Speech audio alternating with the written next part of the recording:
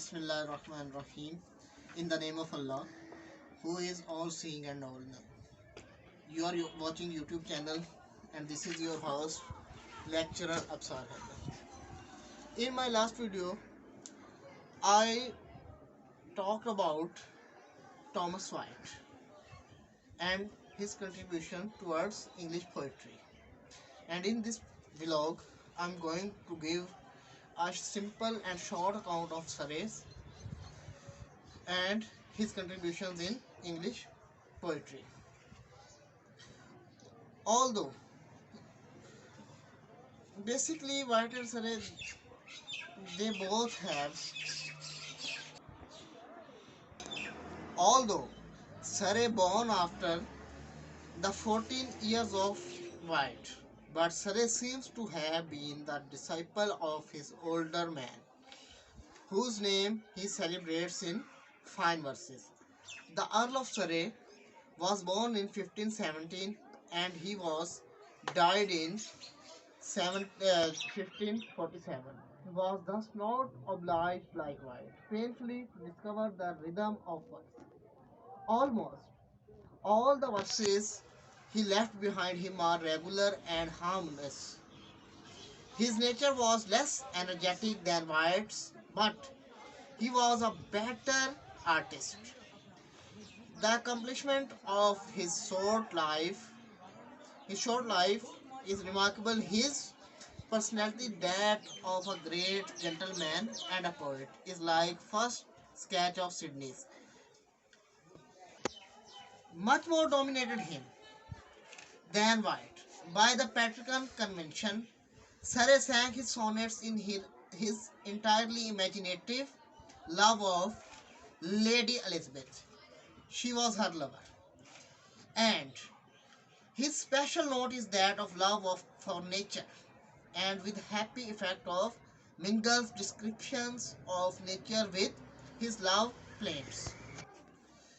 Surrey was died in the age of 30 years. He was executed by, there was a king, his name was Henry VIII.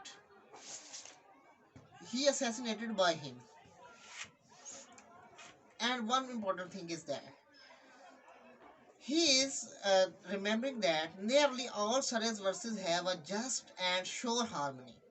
One cannot exaggerate the loss which English poetry suffered by his premature death. Less directly influenced by the Italians than White, he was too much impressed by Italian poets in respect of White. So he once there his another contribution in English language is he substituted the less elaborate and easier English form which Shakespeare afterwards adopted, because the old English was a bit difficult to understand. This is the problem of all languages, because all languages are process of evolution. They change with the passage of time. After this, adopted three quatrains with different rhymes followed by a couplet. But his chief title of glory is that he introduced blank verse into English poetry. He introduced blank verse into English poetry, which Marlowe has used in Dr. Faustus, and this is the epic of literature according to me. And its founder or its discoverer was Surrey. Probably okay. He may have been induced to make translations by the example of Cardial Utopolito de Mercedi. The innovation is the pure spirit of Renaissance. He was affected by Renaissance because Renaissance has just took the place in England. You know about Renaissance. If you don't know, I will soon inshallah make a video on Renaissance. Okay, these are the major contributions of Surrey. Surrey's verses are far from attaining the smooth Virgilian beauty. We can see the glimpse of Virgil in his poetry. This is another point. After this, Nor did he reject the French models, traditional in his country, for he made translations of Malin de Saint Glaise. But his Italianism did not take root in English poetry to bear fruit there until 40 years after his death. Almost all the works of the French period was produced before England had made a step in advance. She did not even keep the position which these two young courtly writers had won to her. Here is a question. The works of White and Surrey not published were not published during their lifetime. Why? Because they were published after the 10 years of their death. Actually, White and Surrey published nothing in their lifetime.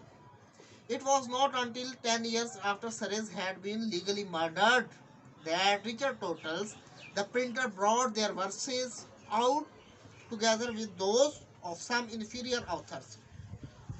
In the famous collection of songs and sonnets commonly known as Totals Miscellany, the influence of the two poets could not therefore be felt immediately, nor did it take effect of soon collection work. As a whole generation, if we examine their work, as a whole generation passed before the lead of White and Surrey was followed. The very form of sonnet was almost forgotten, and the name of the use of this designate short poems of varying structure, often mere songs. Actually, actually, Surrey broke the monotony of the language. This is his major contribution. If we uh, if we can examine their contributions on these levels, I have posted last time I have posted a video on White's contribution.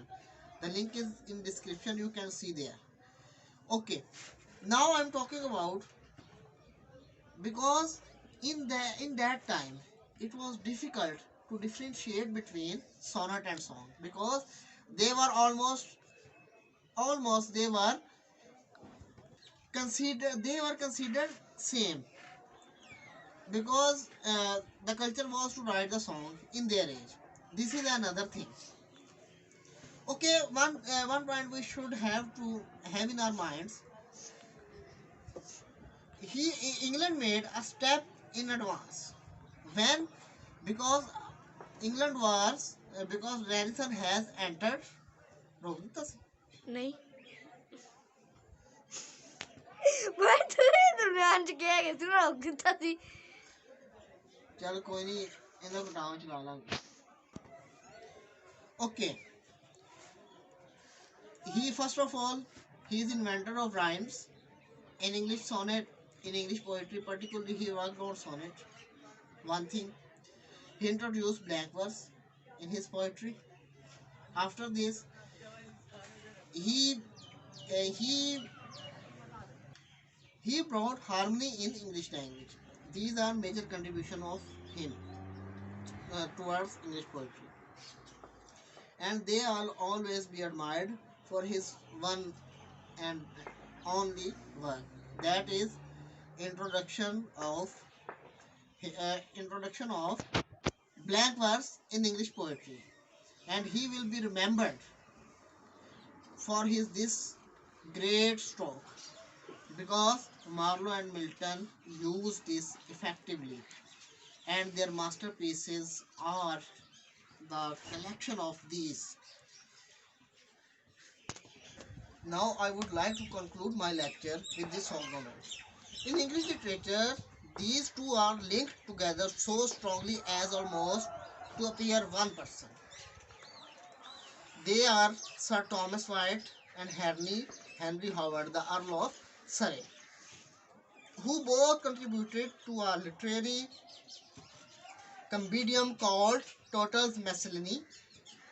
White's most important contribution consisted of 31 sonnets, the first of their kind in English.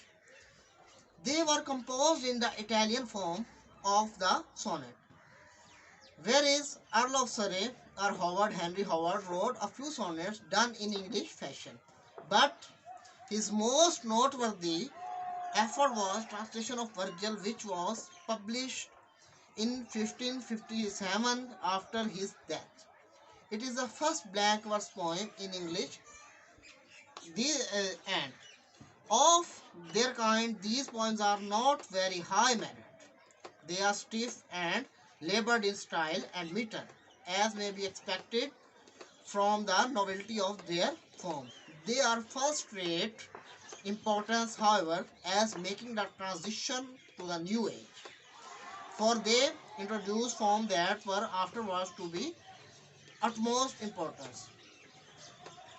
Take great care of yourself and your channel also. Goodbye.